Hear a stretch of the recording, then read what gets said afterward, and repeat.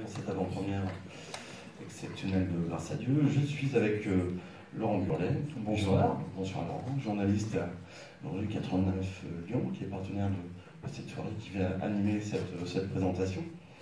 Voilà, je voulais saluer les distributeurs et producteurs du film qui sont dans la salle, et je vais vous demander d'accueillir les comédiens du film, Melville Poupeau,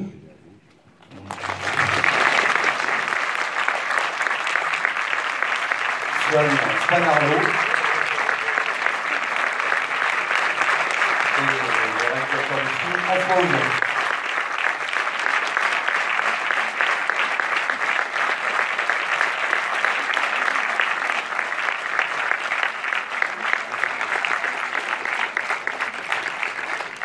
Moi, je vais appeler les membres de l'association La Parole Libérée, à qui on doit ce film finalement. François Deveau.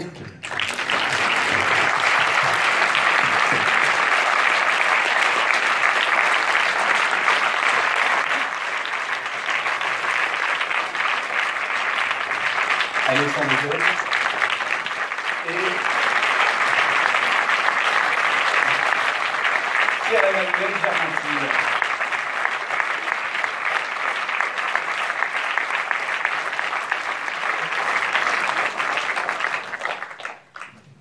Ça fait une belle brochette d'hommes.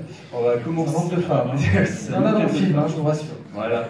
On va commencer peut-être par le réalisateur qui va nous expliquer pourquoi ce film, finalement. On se demande. On se demande. Voilà, moi j'ai fait beaucoup de films avec des personnages féminins. Depuis longtemps, j'avais envie de faire un film d'hommes.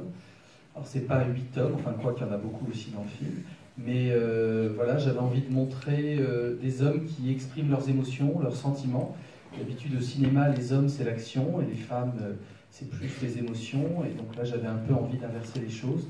Donc, je cherchais un sujet autour de ce thème.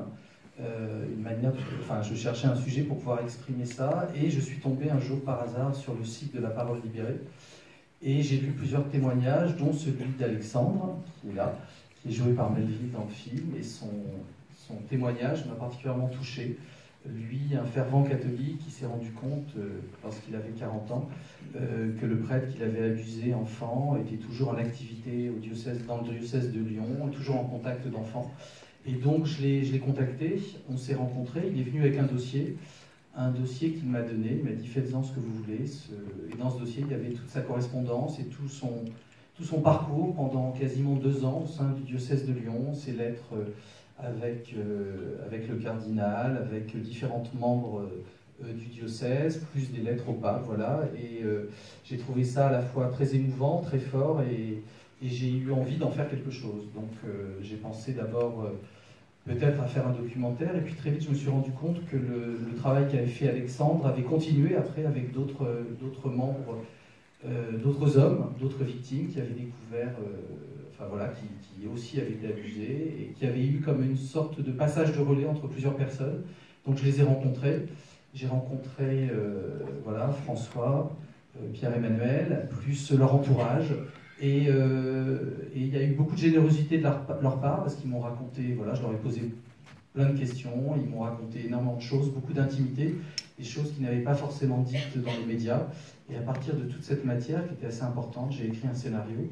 Et voilà, donc c'est la fiction que vous allez voir ce soir, qui est une fiction basée sur des faits réels, mais qui est incarnée par des acteurs qui sont là. Il manque Denis Ménochet qui est en tournage, mais qui est avec vous par la pensée, parce que pour nous c'était très important de venir à Lyon présenter ce film, puisque ça s'est passé ici.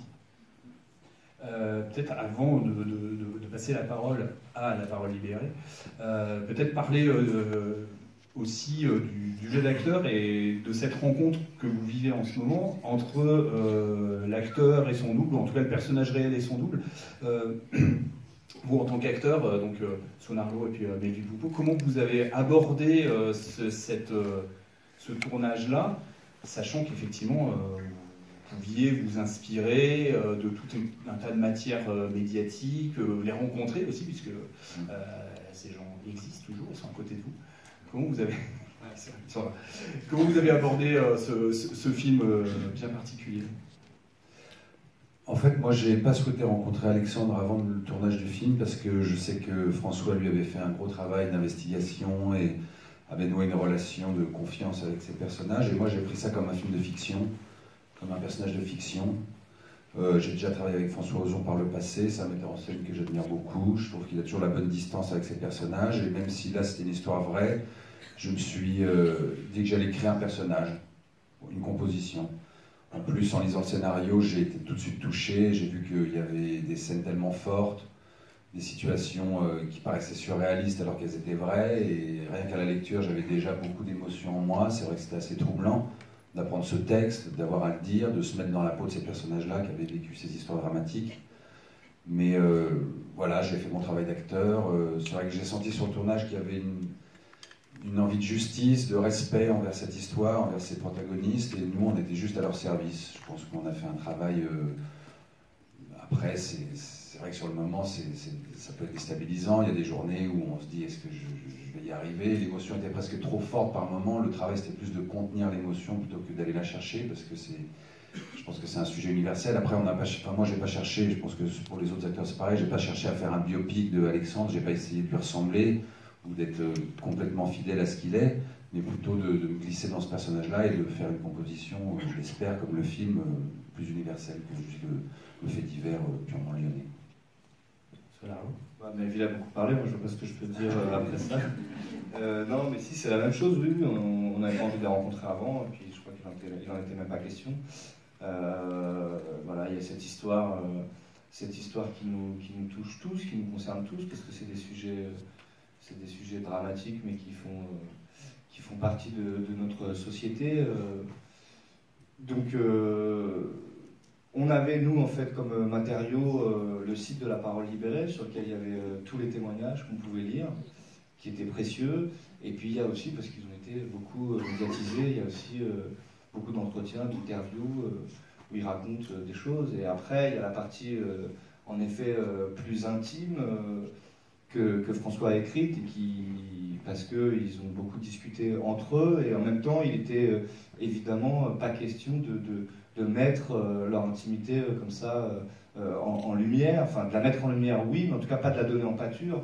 Donc ce qui était important, c'est de s'en saisir, nous, comme l'a dit Melville, vraiment comme des personnages de fiction. Donc déjà qu'on avait une responsabilité assez forte de par le fait de raconter leur histoire, leur combat, surtout de ne pas les trahir et ensuite de ne pas les décevoir. Donc en plus, on s'était rajouté l'idée de tiens, il faut que je marche comme lui, que je mange comme lui, que je rigole comme lui, ça aurait été vraiment compliqué. Donc on a eu cette liberté-là, en fait, cette liberté-là de jouer. Et évidemment, il y a les scènes, les mots, et ces mots-là, ils ont un chemin direct aux émotions. Donc il n'y avait pas grand-chose de plus à faire pour interpréter ces personnages-là.